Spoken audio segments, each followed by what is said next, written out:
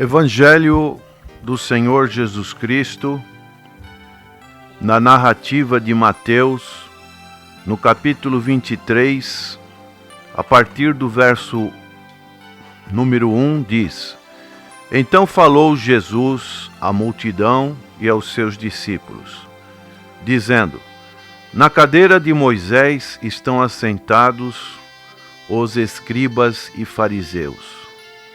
Observai, pois, e praticai tudo o que vos disserem, mas não procedais em conformidade com as suas obras, porque dizem e não praticam, pois atam fardos pesados e difíceis de suportar, e os põem aos ombros dos homens, eles, porém, nem com o dedo querem movê-los.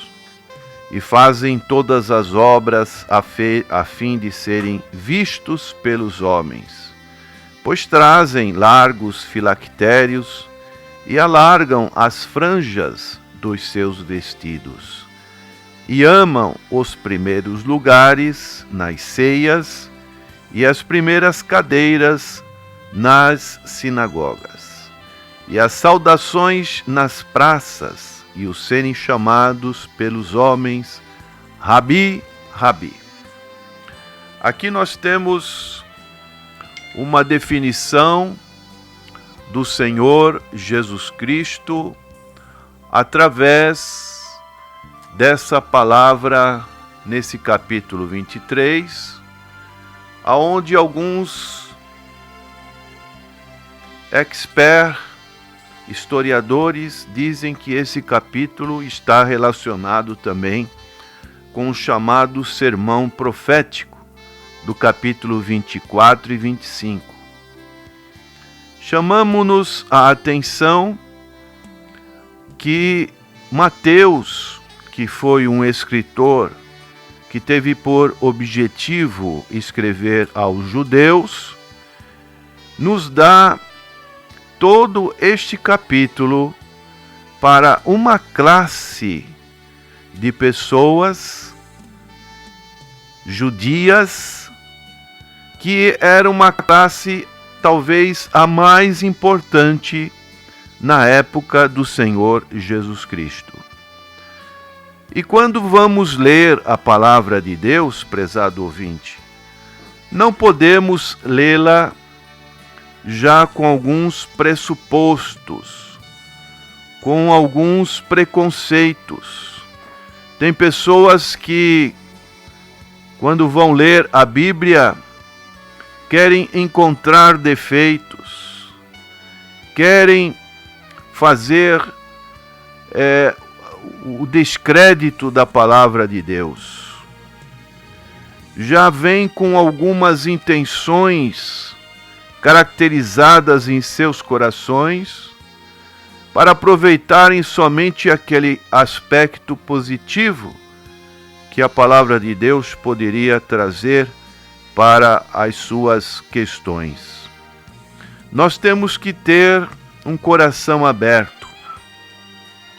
Temos que comparecer diante da palavra de Deus com um coração quebrantado, humilde, orando, pedindo a Deus que fale aos nossos corações, que o Senhor mostre para nós os seus tesouros, aquilo que o Senhor tem para nos dizer, que são tesouros que estão muitas vezes escondidos para os sábios deste mundo, mas como o Senhor Jesus disse, revelado aos pequeninos. E com essa ideia, nós temos que entender que a Bíblia, o Novo Testamento, ela foi escrita com um pano de fundo, um contexto muito influente, principalmente dos judeus.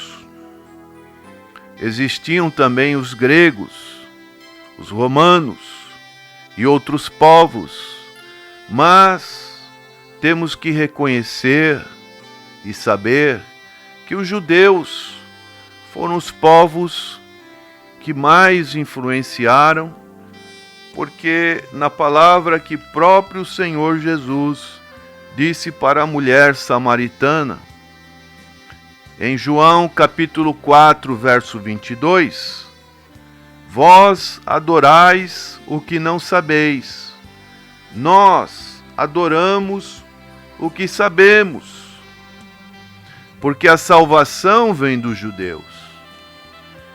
Então é mistério que compreendamos, que tenhamos o conhecimento dessa religião judaica que fazia parte, era importante na época do Senhor Jesus Cristo. Era uma religião extremamente fragmentada, isto é, dividida em vários pensamentos, em várias crenças. Também podemos chamar em várias seitas. As 4 delas principais eram os chamados fariseus, depois os saduceus, depois os essênios e depois os zelotes. Existiam outras, mas essas 4 eram as principais. Além dos evangelhos, existia um outro escritor que era judeu, que depois ficou com o nome romano, por causa de uma influência do imperador Vespasiano, que foi Flávio Josefo. E esse homem escreveu desde o cativeiro da Babilônia até o ano 70, quando o templo de Salomão foi destruído e houve a diáspora dos judeus. Ele tem 2 livros importantes, que são Antiguidades e Guerras Judaicas. E ele fala dessas 4 principais vertentes da religiosidade judaica. Os fariseus, como diz aqui o texto de Mateus 23, eles eram, de uma certa forma, com uma mistura com os chamados escribas, pessoas que tinham o conhecimento, interpretavam a palavra de Deus do Antigo Testamento, e assim eles tinham um grande conhecimento da palavra de Deus. Eles eram separados, não separados do povo. Eles tinham uma vida simples, comiam um alimento simples, criam na recompensa após a morte.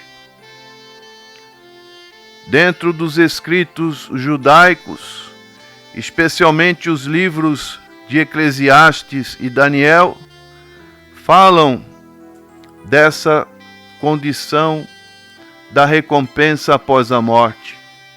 Suas características eram a lei oral, a lei de Moisés no Torá, que era o objeto central, a arca da Torá, que são os 5 primeiros livros da lei, mas eles também tinham os seus líderes religiosos. Eles tinham uma outra lei, que eles achavam que essa lei foi dada também para Moisés, a chamada lei oral, ou tradição oral. E a respeito disso que o Senhor está tratando nesse capítulo 23, Além disso, o Senhor também fala através de outros escritores, como Marcos, no capítulo 7, tem bastante versos sobre essa tradição que os fariseus tinham. Mateus capítulo 15 também fala a respeito disso. Então, essa classe era uma classe muito influente. Eles eram uma espécie de paradigma da religiosidade para todo o povo judaico. E aqui nós vemos o Senhor censurando essa classe de pessoas, essa que podemos dizer o legalismo. O Senhor chama-os, nesse capítulo 23, de hipócritas. E a partir do verso 13, o Senhor vai falando: mas ai de vós, escribas e fariseus hipócritas. E o Senhor vai falando vários ai. Não ai no sentido de dor, mas ai para tomar cuidado com aquilo que se fazem. Será que essas características também não são comuns nos dias de hoje?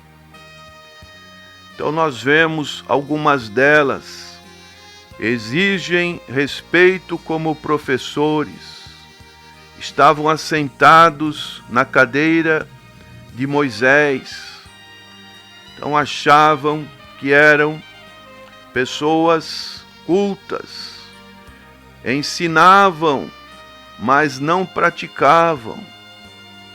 O Senhor diz para observar, pois, e praticai tudo o que vos disserem.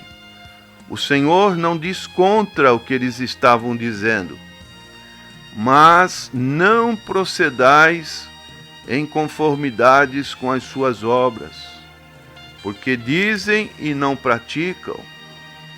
Exigem serviços, mas não os praticam.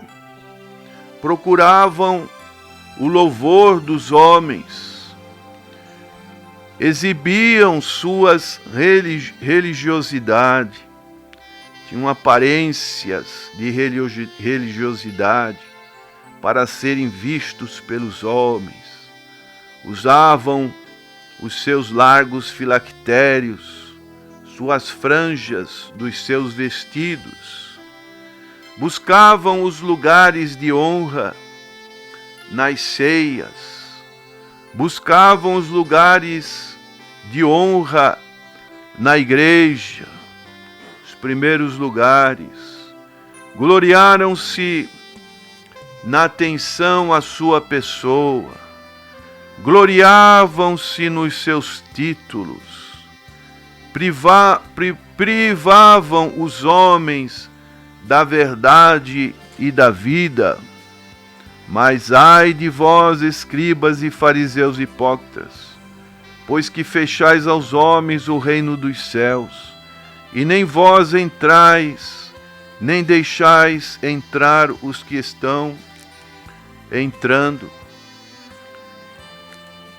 Essa era uma situação complicada para essas pessoas.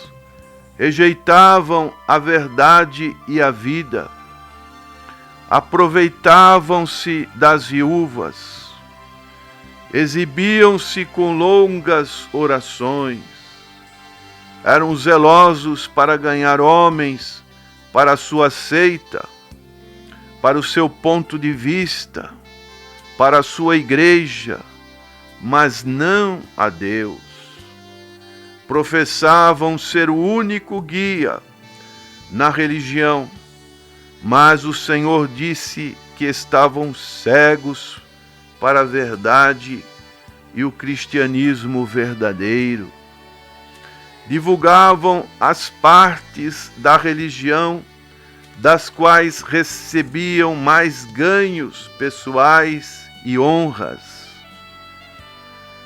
Coavam os chamados mosquitos e engoliam camelos, preocupavam-se com pequenos detalhes e omitiam os fundamentos da religiosidade. Gloriavam-se na limpeza corporal, mas viviam numa devassidão moral. Exibiam uma religiosidade exterior, uma autojustificação, e ignoravam a santificação interior na vida e na conduta. Queriam ser mais justos que os seus antepassados. Então foi um grupo em que o Senhor teve que tratar. O Senhor teve que estar colocando este grupo em xeque. E assim, prezados ouvintes, nós também devemos ter cuidados nos dias em que estamos vivendo, porque essa falsa religiosidade, esse legalismo, essa formalidade, que muitas vezes, com o passar do tempo, a nossa vida cristã pode ter, é muito perigosa. É algo que nos leva, sem percebermos, a somente práticas de obras, mas o nosso coração vai perdendo a sensibilidade do Espírito Santo e fazemos aquilo por fazer, muitas das vezes por profissionalismo, porque somos treinados para fazer, como um atleta que é pago pelo seu clube para fazer a defesa do seu clube, para fazer gol. Muitas das vezes podemos adentrar por caminhos perigosos. Que o Senhor tenha misericórdia de nós, para que tenhamos um coração que seja um verdadeiro altar de consagração a Deus, um coração sensível, um coração como teve o Senhor Jesus Cristo.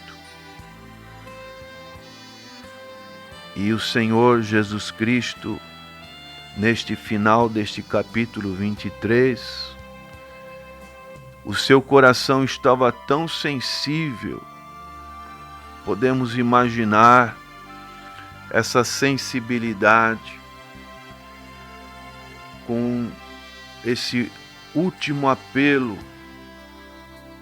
que o Senhor Jesus faz para Israel, que está no verso 37 deste capítulo 23 de Mateus. Jerusalém, Jerusalém, que matas os profetas, apedrejas os que te são enviados. Quantas vezes quis eu ajuntar os teus filhos, como a galinha ajunta os seus pintos debaixo das águas, e tu não quiseste. Eis que a vossa casa vai ficar-vos deserta, porque eu vos digo que desde agora me não vereis mais, até que digais, bendito o que vem em nome do Senhor. E nós sabemos que Israel foi destruído, ficou deserto, o povo teve que se ausentar da terra de Israel. Somente agora, em 1948, este povo retornou. Esse povo tem promessa, mas passou por grandes privações. Meus irmãos, o Senhor Jesus está voltando. Temos que ter uma religiosidade, uma espiritualidade que sempre tenha um avivamento. Para que isso ocorra, precisamos buscar mais a Deus, nos consagrar, orar, meditar na sua palavra. Como consequência, a prática dessas boas ações, não o inverso. Para que o Senhor nos prepare para esta grande volta, onde Ele vai buscar a sua igreja. Vocês me verão de novo e alegremente me aceitarão como Messias. É a promessa que o Senhor diz aqui para Israel. Bendito o que vem em nome do Senhor. Este povo, quando na metade da grande tribulação, vai clamar pelo Senhor Jesus Cristo. Alguns deles aceitarão o Senhor Jesus Cristo. Que possamos aguardar o Senhor Jesus Cristo, como diz aqui em Mateus 25, como aquelas 5 virgens prudentes que tinham azeite suficiente em suas vasilhas. Receba nesta manhã o azeite, o óleo que vem da parte de Deus, para que o seu vaso esteja cheio da presença de Deus. E assim, esse brotar no seu coração seja um brotar contínuo. A água da vida, a fonte da vida, esteja no seu interior. Amém.